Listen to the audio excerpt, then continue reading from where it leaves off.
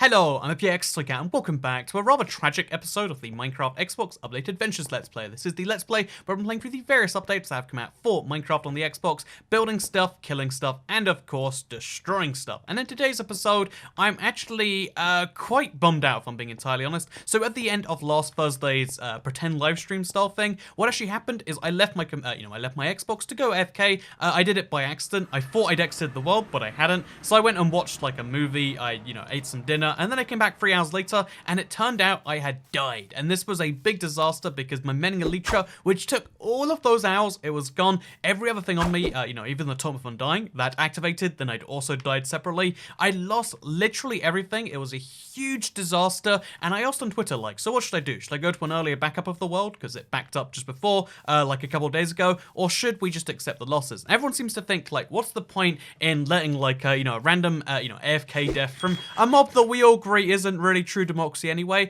and that's why, today is going to be the explanation of we are going back in time, we have gone back in time rather, and now we have to redo a couple of things. So we lost all of the progress from last Monday's Let's Play episode. It's all gone. I'll be fixing that during another time, so I'm going to fly over there just to show you that it is in fact how it used to be. Maybe I'm not sure why you'd need to see that, but we've lost a whole week's worth of my stuff, basically 2 days of actually working on Minecraft, but a week in terms of time. It's a big disastrous thing. But yeah, so as you can see, whole thing, it's not changed since when I was last there. It's a tragedy. It's something that we're gonna have to work on, and you'll see that maybe in some background gameplay. But for today's gameplay, I did want to actually do a little bit of a repeating thing, but repeat something in a better way than I originally did it. So one of the things I wanted to make, I already kind of clarified this, is I want to make a mob grinder somewhere in this world. I recently changed my mind on mob grinders from thinking they're so ridiculous to actually maybe one would be a good idea, and that's why I've decided to dig out all of the caves around the area. And yeah, while I was doing that last week, I found this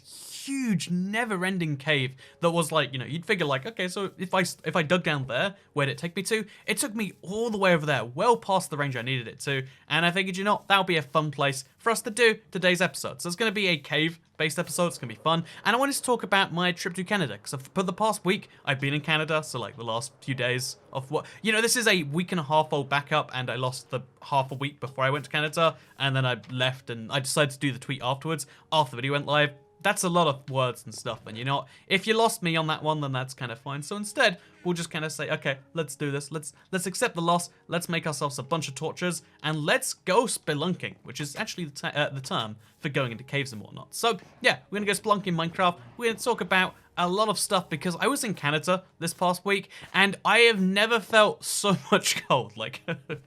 So it was projected to be something like -10 when I went, and I was like, my god, -10. That's, I think, the coldest I've ever been in a major city. That's gonna be a wild thing. But then what actually ended up happening when I went is oh, it's actually quite warm here. It's positive 8 degrees. It's crazy how warm everyone is. But then a couple days into the stay, everything went crazy cold. We're talking -20 every day, -25 every day, with winds that came from the north, I want to say, of -45. I felt -45 in my face, and the Google does this thing called feels like, because what a temperature is and what a temperature feels like are very different. So I felt -45 on my face. It was just, it was too much, to put things basically and simply. And yeah, basically because of that, I wanted to just talk a little bit about the Canadian experience, because I know I have a lot of Canadian subscribers who might be curious. And to answer your first question, yes, much poutine was consumed. Even, McDonald's in Canada sells poutine, and that's still one of my favorite just random,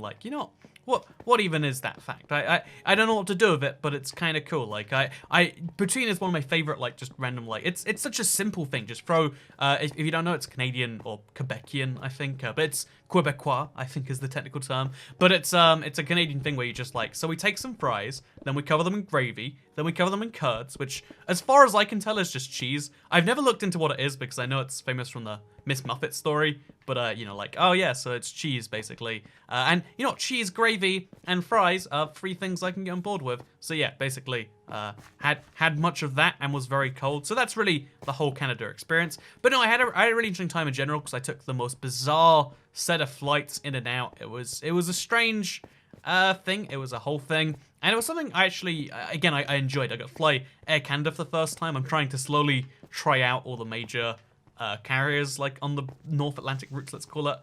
So it was cool to try out Air Canada. I also tried out Swiss on the way there. Again, it's just like, to me, it's kind of cool, like trying out all the different airlines, seeing like the pros and the cons, etc. And yeah, that's what I've been slowly doing through all of these trips. And it's just cool to like, Air Canada was one of my favorite ones. Like I like Canada a lot as a country. So to see, you know, the Air Canada was also cool, and like the people were just as polite and just as nice as the rest of Canadians. It was a thing that I particularly enjoyed, I would say. So, yeah, by the way, we're filling up the cave because if you want to make a mob grinder, you've got to make sure that every single cave around is properly lit up. Otherwise, it affects the spawn rate. So we just have to go through all these caves from 2012 when the world first formed that I just haven't gotten around to yet or never lit up. And we've got to make sure every single square inch, or at least 99%, ideally 100%, but like make sure as many square inches as is humanly possible are covered in torches, which is why we're roaming around just kind of doing this liberally, and that's why we're doing this. If you didn't watch the pretend live stream, because again, I have a lot of weird series on this channel. I've kind of just accepted this point, like, so you know, some people are always like, so Toycat, you ran out of ideas, and it's like, well, I mean, the whole thing's like a variety.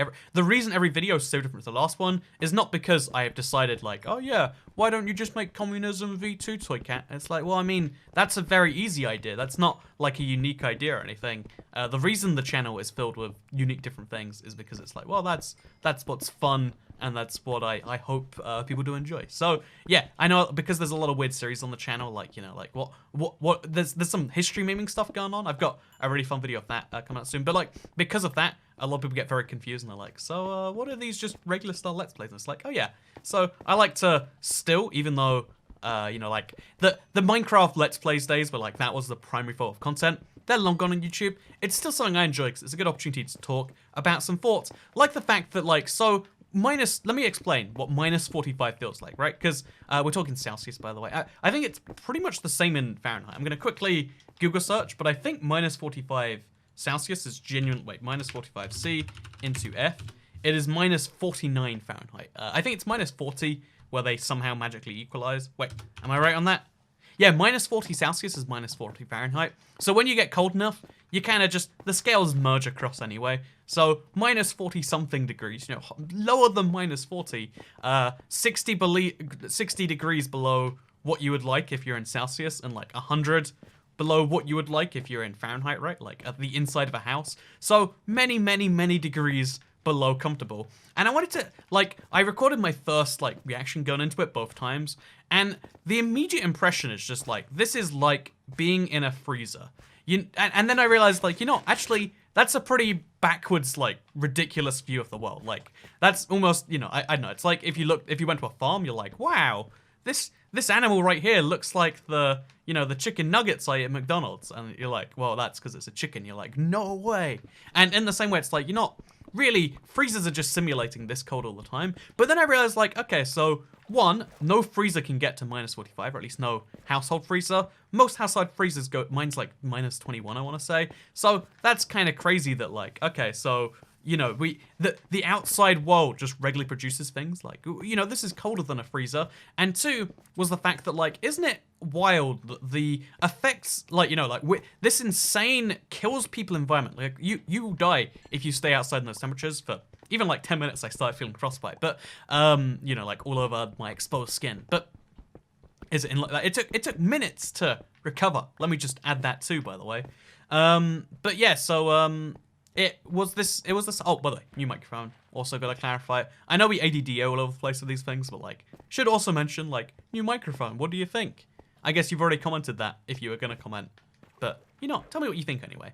But, so yeah, going back to my first thing, like, isn't it wild that we have these little boxes in our house, and in those boxes, we just store the wild outside. Like, for a time, you know, despite the fact that the rest of your house is 40 degrees, you know, 100 degrees warmer, you can still be like, oh yeah, well, sometimes I like to keep a few things cold, so I have this magic box in my house that I can keep all that temperature down. And you know what we use this magic box for? This magic, you know, genius thing that literally everyone has, by the way. Like, again, one of the things that I really tried to push on this channel is everyone is like very anti-human all the time, but humans do amazing things on a regular basis. An example of that is like modern society, even like, you know, the lowest, you know, the poorest among us in major Western countries still have these magic boxes. And you know what we use them for though, by the way? We use them to keep like, you know, oh, like frozen pizzas, you can keep those fresh for like 6 years or something. And it's like, so we have this box where we magically create temperatures hundreds of degrees lower than the rest of like everything else, and we use it, make sure I get this right, to keep pizzas, frozen pizzas, slightly fresh. Like this food you probably shouldn't be eating, but you keep it fresher that way. It's like, yeah, that seems like a good reason for it. I mean, like, obviously there are a few other things, like you can make ice cubes in there, but it's absurd when you really think about, like, how many things we just destroy in the modern world. Like, we have claimed cold as our own. Like, there is all of the benefits of cold we can basically simulate. If you don't live in a country with an indoor ski slope, then that's a thing. Like, I think Dubai has the biggest one in the world. Like, in the middle of a desert, you know, like this thing that you used to have to go to mountains for, and, you know, I still did. That's one of the reasons I was in Canada. You can just go to the middle of the desert, and it's also just as cold.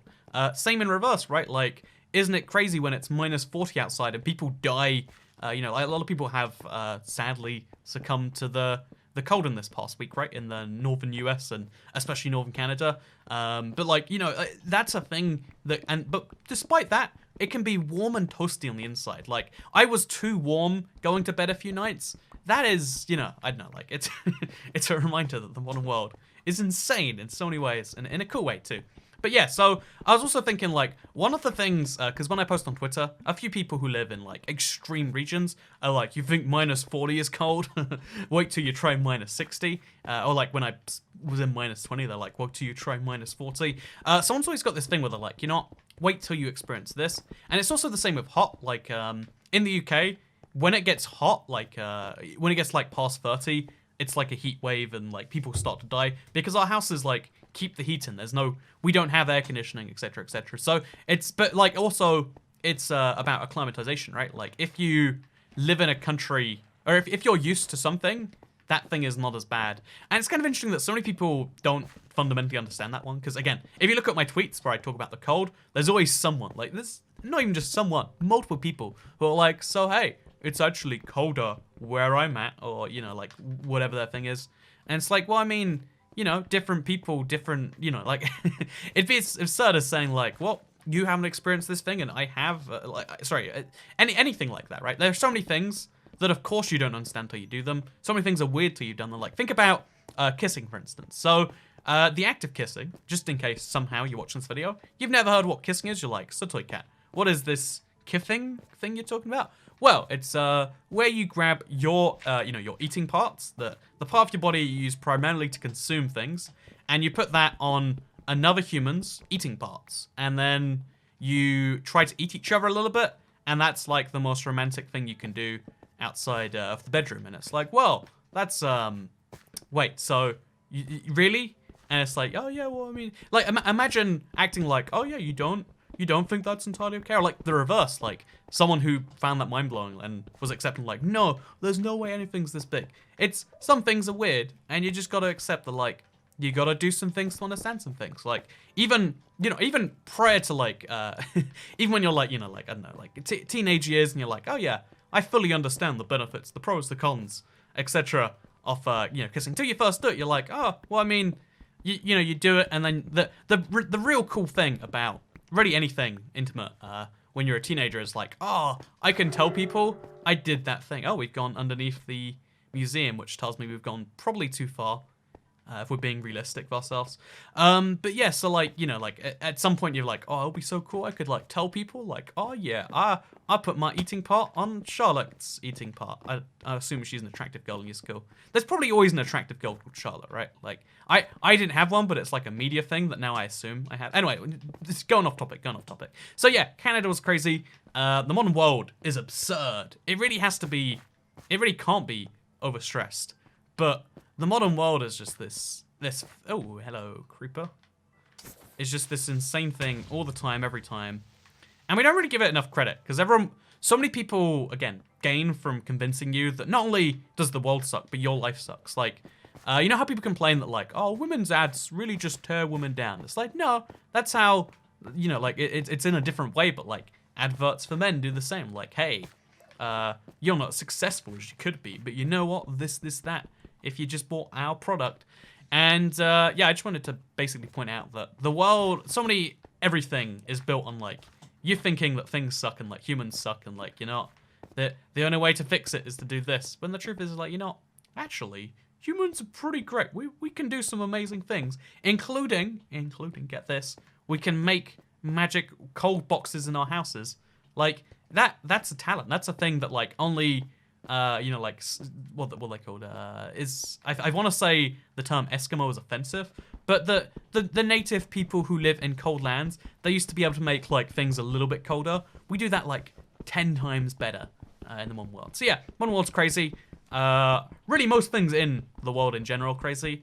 I have a new microphone, and I went to Canada, and I did it in a really roundabout way. So today I just spent, like, I landed in Europe at 11, and I only got home at, like, 6, because I just took so many roundabout weird flights. But again, if you're curious about the whole trip thing, I think I'll upload some form of video, or I'll, like, get a guest editor to edit together a travel vlog for the second channel, in case you're curious as what it looks like, because again, I'm always super excited for this stuff. Like, it's what I would say is one of my main hobbies. Like, people ask, like, so how do you travel so much? And it's like, well, I mean, everyone dedicates some amount of money to some hobby, right? Like, when you like something, you generally, this is a terrible way to mine iron ore, by the way, but when you like something, you generally tend to spend money on it, or, like, at it, or towards, like, I don't know, like, it's a thing that, also, isn't that crazy? The idea of a hobby, it's like, so, sometimes, again, another example of, like, humans be crazy, but it's kind of fine because we all understand it, is like, so, we all go to work every day for, somewhere between 30 to 40 hours a week. And by we all, it's actually like a third of people, but, because, like, a lot of people, education, blah, blah, blah, blah. But, like, some portion of people go to work every day. And then we don't like work, but we do want it so much that we come home, we come up with our own version of work where we really, really struggle towards something. But it's because we like it, it's all fine. It's like, so hobbies sound terrible. Like, a lot of games, especially the most successful games, are just second jobs. Like, think about, I mean, in some examples, like, literally, right? Like, think about Euro Truck Simulator. It's literally, would you like a second job where you drive trucks all day and don't get paid real money, but, instead you get to start a trucking company? And you're like, heck yeah, it's a fun game. I enjoy it. I've played some Euro Truck. I had a lot of fun with it. Maybe that'd be a fun, like, video or something one day, or stream or something. But, like, games that are just second jobs are super common. Like, Stardew Valley is exactly that. Like, I got a second job running a community center village thing. Minecraft is really a good example of this too, right? Like, so many behaviors are tricky to describe, but that doesn't mean that you can't understand when other people have them. Just because you don't personally understand something at any given time, it doesn't mean there's not an understanding. Lots of things are crazy, but lots of people understand that crazy, because that's what humanity to some extent is. It's craziness understood by other crazy people. And that's why. Because actually, I realized, like, this, a part of this thinking is coming from, I watched Venom, the really bad superhero movie from last year, I want to say. And the main dude's just like, I hate humans. They're so bad. Like, it's to play on the whole, like, oh, because the superhero is a parasite or whatever, or the supervillain's a parasite. I think I'm spoiling something, but it's a bad movie. You don't care about it. But it's like, yeah. So the whole movie is about how, Parasite takes over the Earth via Elon Musk, basically. Again, simplifying a lot. And the point that they're trying to prove all of that, as far as at least I understood watching the movie, was just like, oh yeah, so hey, get this. Humans be bad sometimes. That's a popular message that everyone can share and spread all the time, and it will always work. Because everyone telling people good things doesn't get them secure. A good example of this on Twitter is a lot of people, when they saw that on Twitter, they'd be like, oh wow, really cold. Even if it was cold where they're at, they'd be like, oh yes, I mean, Toycat's just experiencing -20, that must be a wild experience for him. Or even if they're, like, personally sniggering, like, ha ha ha, he thinks -20 is cold, wait till he experiences this.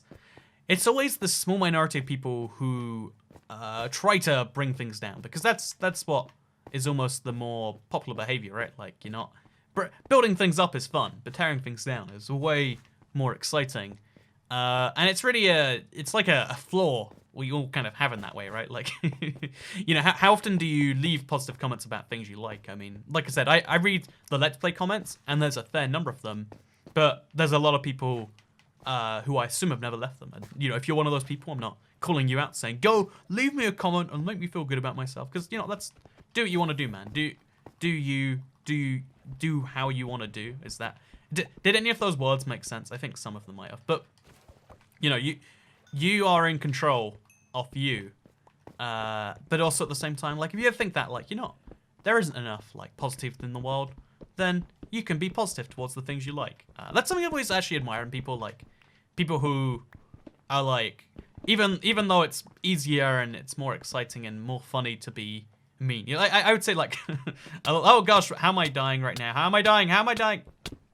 Oh, where did I just do a glitch? Oh no, I think I ended up in this hole. How did I end up in this hole? Well, you not. Almost died from that. Kind of rough. Weird water physics, I guess. But yeah, I just wanted to mention, like, I went to Canada. It was really cool. And I also really want to make a whole rant about plastic straws because I had the worst situation in Canada. I went to it was like in a ski resort where they had fountains. I love fountain drinks if you don't know. Like, what if you're gonna get a what Americans call pop or soda, one of those style drinks. Personally, I'm a big advocate for like always go fountain. Fountain is always better if you can get it. Like that's my personal opinion. It's fine if you disagree, but you're incorrect. And yeah, one of the things is like, okay, so they had a fountain machine. I spent $3. That's a lot, but I guess like it's a ski slope, so they assume you got plenty of money to spend on soda or something like that. I don't even know. But so they had the plastic lids, the plastic cups, etc. But they didn't have straws because they're like, we're going strawless to save the environment. And I was like, this needs to be.